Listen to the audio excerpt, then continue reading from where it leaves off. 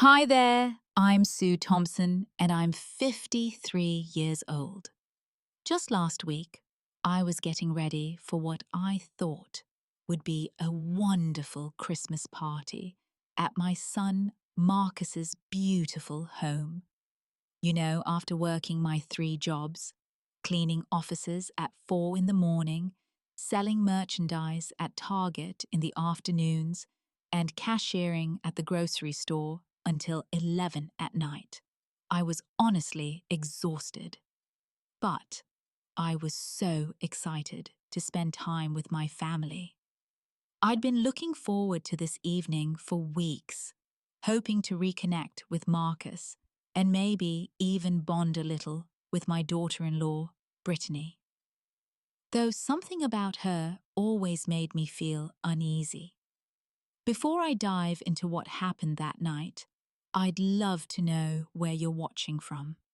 Please hit that like button and subscribe, because what my son said next completely shattered everything I thought I knew about my own life.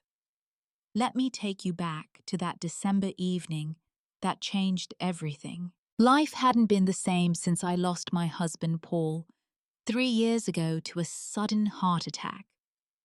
One day, he was fixing the garage door, laughing about something silly our golden retriever Max had done, and the next day, he was gone. Just like that. The man who'd been my rock for 28 years, who'd helped me raise Marcus from a baby, vanished from my world in an instant. Those 3 jobs I mentioned, they became my lifeline after Paul's funeral. Expenses ate through most of our modest savings.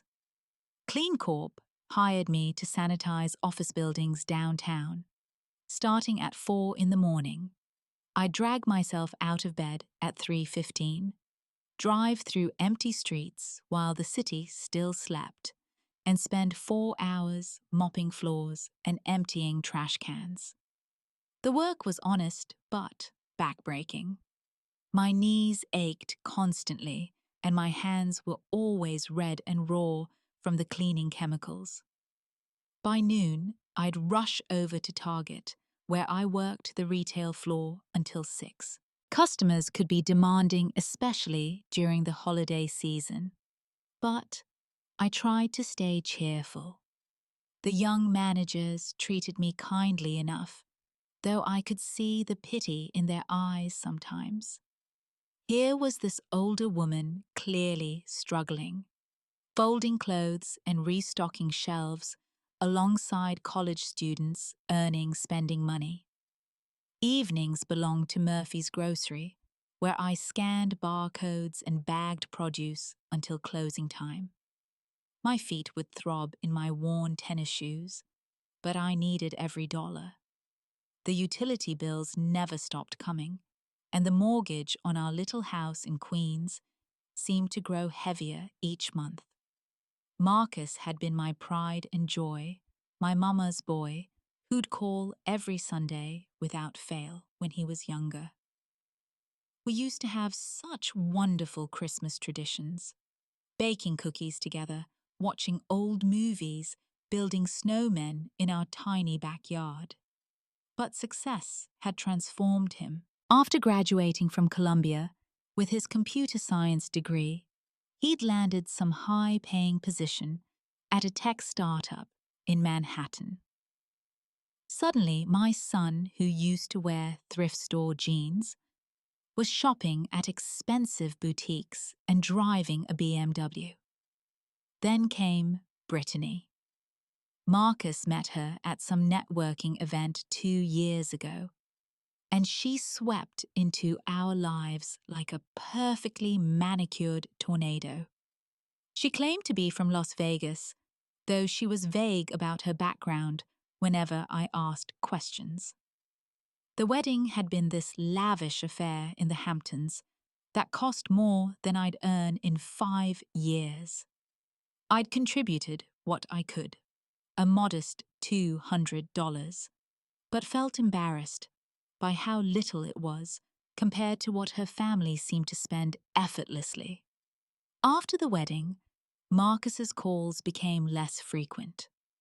He was always busy with work projects, weekend trips to wine country, or social events I couldn't afford to attend. When we did talk, Brittany would often interrupt with something urgent she needed him to handle immediately.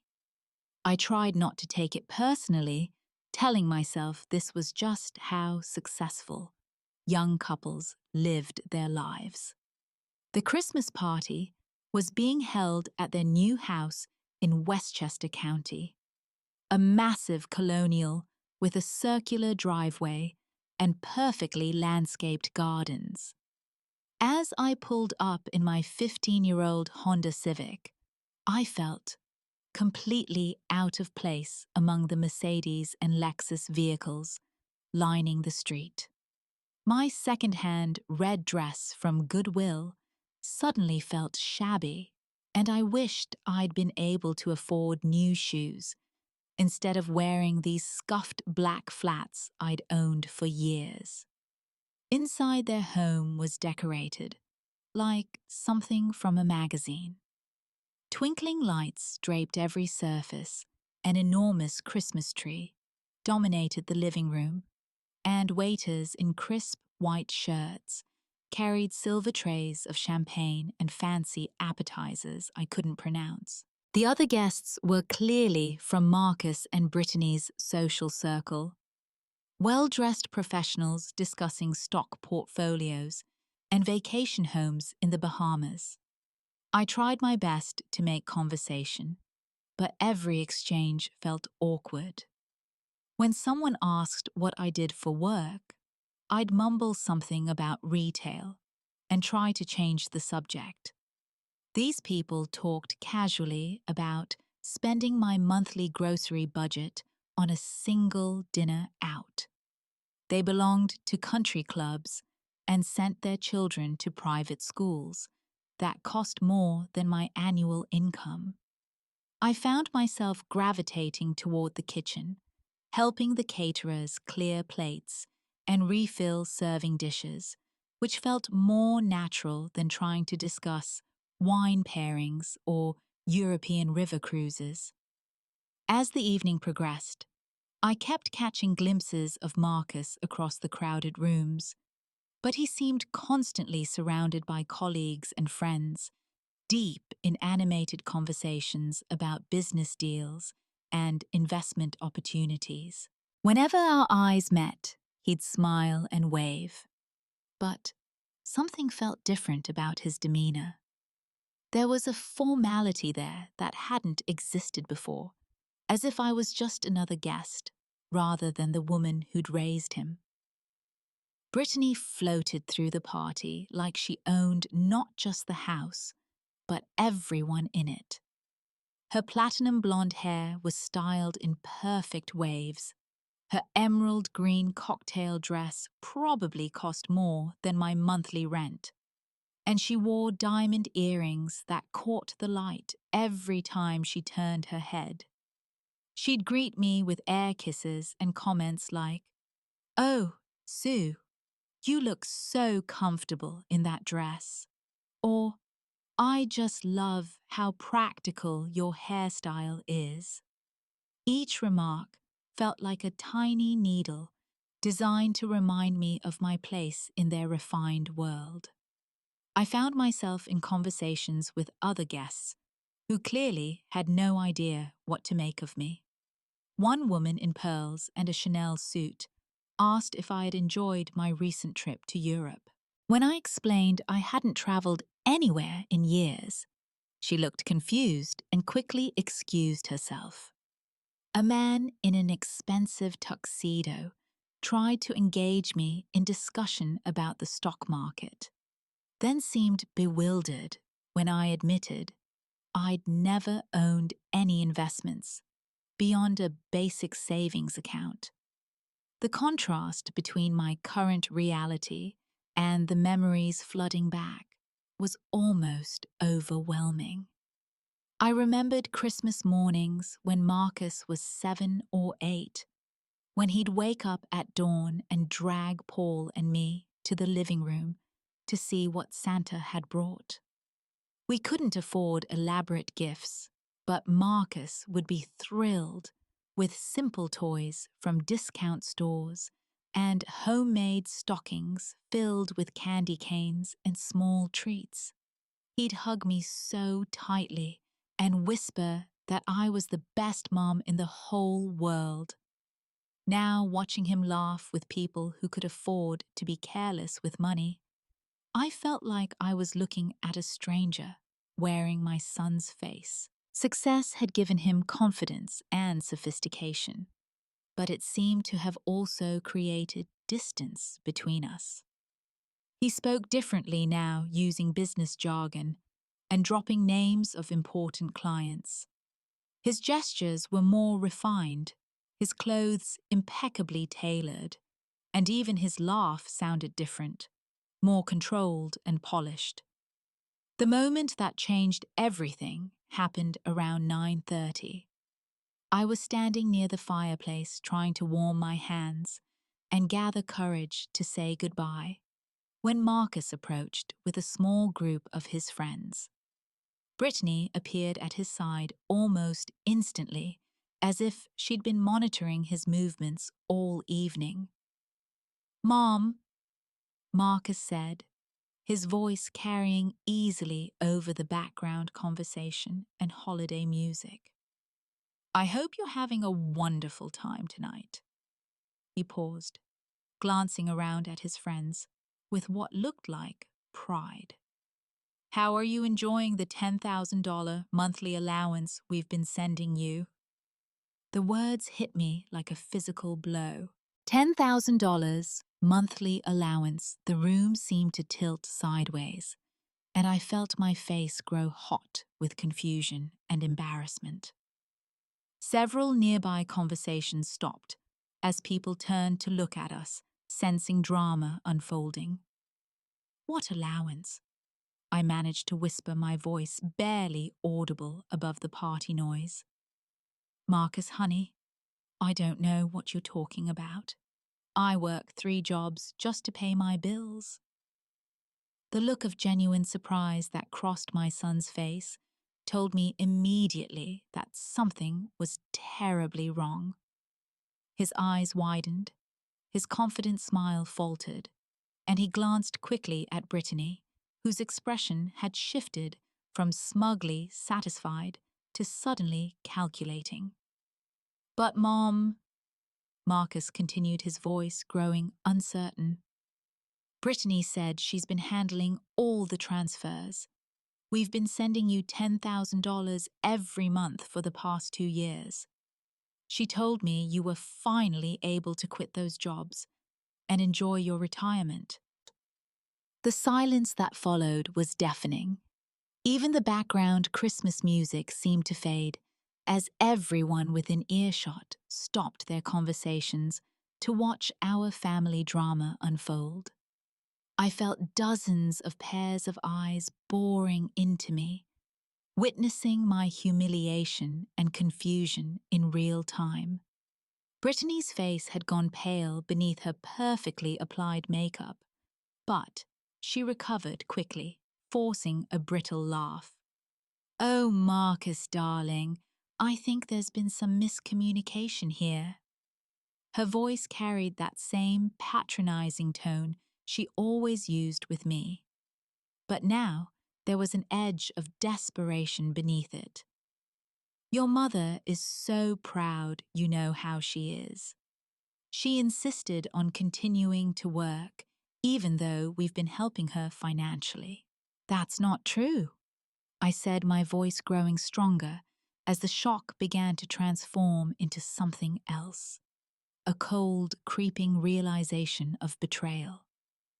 "Brittany, I haven't received any money from you or Marcus. I've been struggling to make ends meet for 2 years, while you apparently thought I was living comfortably on your generosity." Marcus looked back and forth between his wife and his mother, clearly trying to process what he was hearing. His friends had formed a small semicircle around us, no longer pretending to have their own conversations. This was better entertainment than anything money could buy. "Show me the bank statements," Marcus said quietly to Brittany, pulling out his phone. "If we've been sending Mom $10,000 every month for 24 months, that's almost $250,000. I want to see exactly where that money went." Brittany's composure cracked visibly. Her hands fluttered nervously, and she glanced around as if looking for an escape route. "Marcus, sweetie, this isn't the time or place for this discussion. We have guests, and your poor mother is clearly confused about—" "I'm not confused about being broke," I interrupted, surprised by the strength in my own voice. "I'm not confused about eating ramen noodles 4 nights a week because I can't afford groceries. I'm not confused about wearing the same winter coat I bought 7 years ago because I can't replace it. And I'm definitely not confused about working until 11 o'clock at night because I need every dollar just to keep my house." The guests around us were now openly staring, some holding up phones to record what was clearly becoming a spectacular confrontation. Marcus's face had gone from confused to horrified as the implications of what I was saying sank in. $240,000, he said slowly, his voice barely above a whisper. "Brittany, where is the money I've been transferring to you to send to my mother?" The question hung in the air like smoke. Brittany opened her mouth several times, without making any sound, her carefully constructed facade finally crumbling completely. When she did speak, her voice was small and defensive. "I was protecting you, Marcus, and protecting her too. Sue is too stubborn to accept help. You know that. I thought if I held onto the money until she really needed it, until she was ready to swallow her pride and ask for assistance properly, then—" "You stole from my mother," Marcus said, his voice cutting through her explanation like a blade. "For 2 years, while she worked herself to exhaustion, you kept money that was meant to help her, money I trusted you to send to her." The truth was spreading through the crowd now, like ripples in a pond. I could hear whispered conversations starting up around us, phones being lifted to capture the drama, and the unmistakable sound of people starting to choose sides in a conflict that was far from over. What happened next was something I'd never expected from my polite, conflict-avoiding son. Marcus pulled out his phone with shaking hands and began scrolling through his banking app right there in front of everyone. His face grew darker with each swipe of his finger. 24 transfers of $10,000 each, he announced, his voice carrying across the now silent living room. Every one of them went to a joint account that Brittany and I opened supposedly for managing family expenses. He looked up at his wife with an expression I'd never seen before, cold fury mixed with disgust. But according to this, there have been withdrawals for spa treatments in Manhattan, shopping sprees at Bergdorf Goodman girls' trips to Miami and California. You've been living off money meant for my struggling mother. Brittany tried one last desperate gambit, turning on the tears that had probably gotten her out of trouble before. "Marcus, you don't understand the pressure I've been under, trying to fit into your world, trying to be the perfect wife. I made mistakes, yes, but I was going to tell you eventually. I was going to—" "You were going to what?" I found myself saying, stepping forward until I was inches from her perfectly contoured face. You were going to tell him after I lost my house, after I collapsed from exhaustion, after I died from working myself to death so you could get facials and buy designer handbags. The room was completely silent now, except for the distant sound of Christmas music still playing from hidden speakers. Even the catering staff had stopped moving, frozen in place as they watched this family implode in spectacular fashion. I turned to face the crowd of guests, many of whom were still holding up their phones to record the proceedings. You want to know what's really happening here? This woman has been stealing money for 2 years while watching me work 3 jobs just to survive. She's been getting manicures with money meant to help me buy groceries. She's been taking vacations with funds that could have saved me from working 16-hour days just to keep a roof over my head. The murmurs from the crowd were growing louder, and I could see some of Brittany's friends, the same women who'd probably joined her on those lavish trips, backing away from her as if her dishonesty might be contagious. Marcus was staring at his phone screen, his face growing paler by the minute. "There's more," he said quietly. "Mom, remember when you called me 6 months ago about that problem with your furnace? You said you were managing fine and didn't need help, but I felt bad. So I asked Brittany to send you an extra $5,000 for the repair." I remembered that conversation vividly. The furnace had broken in February, and I'd spent 3 weeks sleeping in my kitchen with the oven on for warmth while I saved up enough money for a repairman. I'd called Marcus just to hear his voice, not to ask for money, but I'd mentioned the furnace problem in passing. "I never got any extra money," I said softly. "I fixed the furnace myself with YouTube videos and $200 worth of parts from Home Depot." Brittany's sobs were becoming louder and more theatrical, but the crowd around us was no longer sympathetic. These people understood money and investment and financial responsibility. What she'd done wasn't just cruel, it was theft on a massive scale.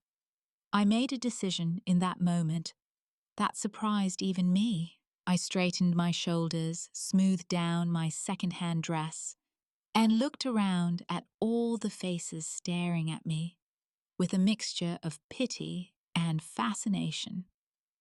"I'm leaving now," I announced clearly, "not because I'm embarrassed or ashamed, but because I have dignity, and I won't stand here while this person tries to justify stealing from me."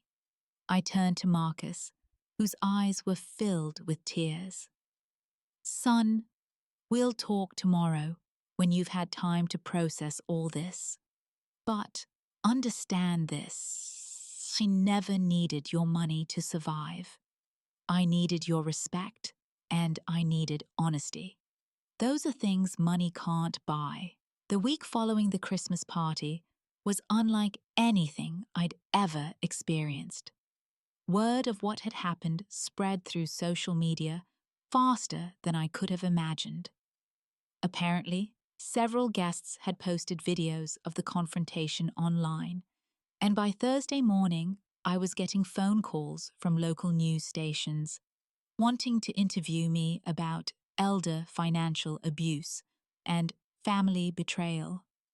But I wasn't interested in becoming a victim for public consumption. Instead, I called my friend Linda from church, a retired lawyer who'd always offered to help if I ever needed legal advice. We met at a quiet diner on Friday morning, where she explained my options over coffee and scrambled eggs. "Sue, What Brittany did constitutes elder financial abuse, which is a felony in New York, Linda explained, spreading papers across the worn Formica table. You have grounds for criminal charges, civil recovery, and potentially punitive damages. We could make her life very difficult. I stirred my coffee thoughtfully, watching steam rise from the cup. I don't want to make anyone's life difficult, Linda. I just want my money back, and I want my son to understand what really happened here. That's exactly what I hoped you'd say. Linda smiled. Smart and dignified as always. Marcus had called me 6 times since the party, leaving increasingly desperate voicemails. I finally answered on Saturday morning while I was getting ready for my shift at Target. Mom, I am so sorry, he said immediately, his voice thick with emotion. I had no idea what Brittany was doing. I thought you were finally comfortable that you could stop working those jobs and enjoy your life a little. When I found out the truth. What happened when you found out? I asked gently. I confronted her with all the bank statements. She admitted everything. The spa treatments, the shopping trips, the girls' weekends, to expensive resorts. She said she'd pay it all back. But, Mom, there's less than $15,000 left in that account. She spent almost all of it. I felt a strange sense of calm wash over me. Marcus, I need you to understand something. I'm not angry at you. You thought you were taking care of me, and that means everything. But I am going to get my money back with interest, and there are going to be consequences for what Brittany did. What kind of consequences? He asked quietly. She's going to confess publicly to everyone who witnessed that scene at your party. She's going to return every penny plus interest for the 2 years I was deprived of that money. And she's going to do community service with an organization that helps elderly people avoid financial fraud. There was a long pause. And if she refuses, then Linda and I will file criminal charges and let the court system handle it.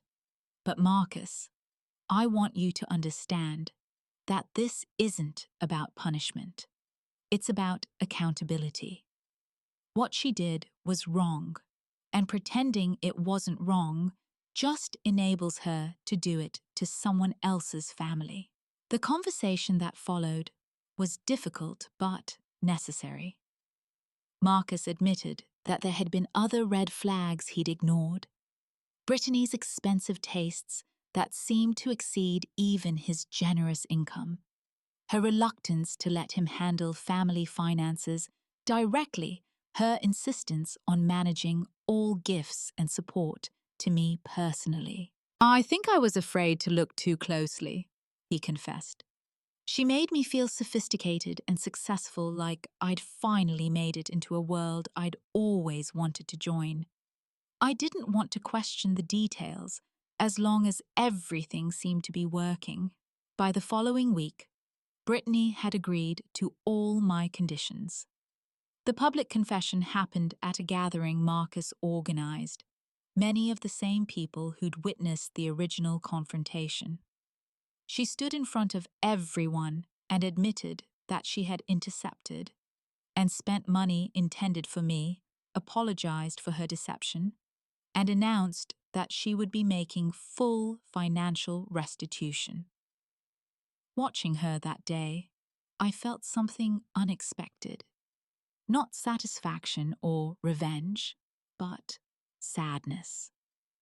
Here was a young woman who had been given every advantage, married to a successful and loving man, living in a beautiful home, and she'd thrown it all away because she couldn't be honest about money. The restitution process took 3 months. Brittany had to sell jewelry, liquidate investment accounts her parents had given her, and take out a personal loan to cover the full amount plus interest. Marcus insisted on overseeing every transaction to ensure I received exactly what I was owed. 6 months after that Christmas party, my life looked completely different. The restitution money, $268,000, including interest, sat in a new savings account that I controlled entirely. For the first time since Paul's death, I felt financially secure. I kept my target job because I genuinely enjoyed it, but I quit the early morning cleaning position and the late-night grocery store work. My body thanked me immediately. The constant ache in my knees disappeared. My hands healed from the harsh cleaning chemicals, and I started sleeping through the night for the first time in years. With my newfound free time, I enrolled in a community college course I'd always dreamed of taking: art history. At 53, I found myself in classrooms with students young enough to be my children, discussing Renaissance paintings and ancient sculptures with more enthusiasm than I'd felt about anything in years. My professor, Dr. Chen, was impressed with my essays and encouraged me to consider pursuing a full degree. The other students initially treated me like a curiosity, this older woman in their midst, but soon accepted me as just another learner. I formed unexpected friendships with people from completely different backgrounds and generations. Maria, a 22-year-old single mother, would study with me at the library between her work shifts. James, a retired engineer in his 60s, who was pursuing his passion for historical architecture, became my study partner for our final projects. Marcus and I had to rebuild our relationship from the ground up. The events of that Christmas party had forced both of us to confront uncomfortable truths about how success and money had changed our family dynamic. We started meeting for lunch every other Sunday at a small cafe near my house. Nothing fancy, just sandwiches and conversation. I realize now that I was trying to help you in ways that made me feel good about myself, rather than ways that actually helped you, he admitted during one of these lunches. Sending money through Brittany let me feel generous without having to deal with the complicated emotions around Dad's death and your struggle. It was easier than actually talking to you about what you needed. Brittany and Marcus separated 2 months after the restitution was complete. She moved back to Nevada, and I heard through mutual acquaintances that she was working at a casino and living with her parents. Part of me hoped she would learn something from the experience, but mostly I tried not to think about her at all. Holding on to anger would only hurt me, not her. The most unexpected change was how the experience had connected me with other elderly people facing similar challenges. Word had gotten around about my situation, and I started receiving calls from families dealing with financial abuse, adult children who suspected caregivers were stealing from their parents, and seniors who weren't sure how to protect themselves from fraud. I began volunteering with a local legal aid organization, helping elderly clients understand their rights and navigate the process of reporting financial crimes. Linda trained me in the basics of elder law, and I discovered a talent for explaining complex legal concepts in plain language that people could understand. "You have a gift for this," Linda told me after I'd successfully helped a 90-year-old man recover money his nephew had stolen from him. "You understand what it feels like to be taken advantage of, but you also know how to fight back with dignity intact." The volunteer work gave me a sense of purpose I hadn't felt since my early days as a young mother. Every case was different, but the emotions were familiar. The shame of being deceived by someone you trusted. The fear that maybe you deserved what happened. The overwhelming complexity of legal systems designed for people with resources and education. I helped translate documents for immigrant families, accompanied elderly clients to court hearings when they were too intimidated to go alone, and spent countless hours on the phone with people who just needed someone to believe their stories and validate their experiences. One year after that Christmas party, I received an unexpected phone call. It was from a producer at a local television station who wanted to do a follow-up story about my case. Apparently, the original social media posts about the party confrontation had been shared thousands of times, and people were curious about what had happened next. "Mrs. Thompson, your story has resonated with viewers because it shows that financial abuse can happen to anyone, but also that it's possible to fight back and recover," the producer explained. "Would you be willing to share your experience to help other families recognize the warning signs?" I agreed to the interview, but on my terms. I didn't want to be portrayed as either a helpless victim or a vengeful victor. Instead, I wanted to focus on the practical lessons other families could learn from what happened to me. The interview aired on a Tuesday evening in December, almost exactly 1 year after the party. I watched it at home with Marcus, who had driven out from the city with takeout from our favorite Chinese restaurant, a tradition we'd started during our Sunday lunches. Seeing myself on television was surreal, but I was proud of how the story was presented. The focus was on education and empowerment rather than drama or exploitation. The station received dozens of calls from viewers who had similar experiences or concerns about elderly relatives, and several local organizations reached out to ask if I would speak at community education events. Marcus was quiet during most of the broadcast, but as the credits rolled, he turned to me with tears in his eyes. "Mom, I am so proud of who you've become through all this. Not just who you were before.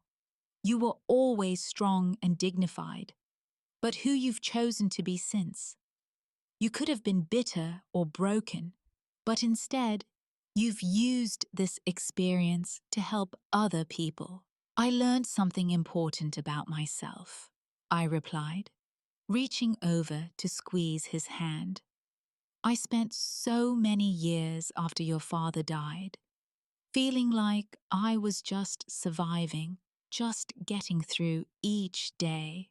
But this experience, as awful as it was, reminded me that I'm still capable of growth and change and contributing something meaningful to the world." The speaking engagements started shortly after the television interview. I found myself addressing groups at senior centers, community colleges, and legal aid seminars. Each audience was different, but the core message remained the same. Financial abuse thrives in secrecy and shame, but it can be overcome with knowledge support. and the courage to speak up. During one particularly memorable presentation at a senior center in Brooklyn, an elderly woman in the front row raised her hand during the question period. "Mrs. Thompson," she said, her voice shaking slightly, "my daughter-in-law has been doing something similar to what happened to you. My son thinks he's been paying my rent, but I'm about to be evicted. I've been too ashamed to tell anyone. After hearing your story, I think I need to speak up." That moment crystallized everything for me. The humiliation I'd felt at that Christmas party, the financial struggle I'd endured, even the difficult process of confronting Brittany and rebuilding my relationship with Marcus. It all served a purpose if it helped one person find the courage to protect themselves or their loved ones. As I wrapped up my speaking that day, I looked out at the audience of seniors, people who had survived wars, raised families, built careers, and contributed decades of wisdom and experience to the world. And I felt an overwhelming sense of gratitude. "The most important thing I want you to remember," I told them, "is that being deceived doesn't make you stupid or naive. It makes you human. Trusting the people we love is not a character flaw. It's what makes life worth living. But we can be loving and trusting while still being vigilant and informed." I learned that Christmas that year that the greatest gift isn't what someone gives you. It's discovering you never needed saving in the first place. Sometimes we're stronger than we ever knew, even when others tried to convince us otherwise. The money Brittany stole from me was eventually returned, but the confidence and purpose I found in fighting for myself, that was something no one could ever take away. What would you have done in my situation? Have you ever experienced betrayal from someone you trusted with your family's well-being? I'd love to hear your thoughts in the comments below. If this story resonated with you, please give it a like and subscribe to hear more real stories about overcoming life's unexpected challenges. And please share this video with anyone who might benefit from knowing that it's never too late to stand up for yourself and demand the respect you deserve. Thank you for listening, and remember, your worth isn't measured by what others choose to give you or take from you. It's measured by how you respond when life tests your strength. Wishing you all the courage to trust wisely and the strength to fight back when that trust is betrayed.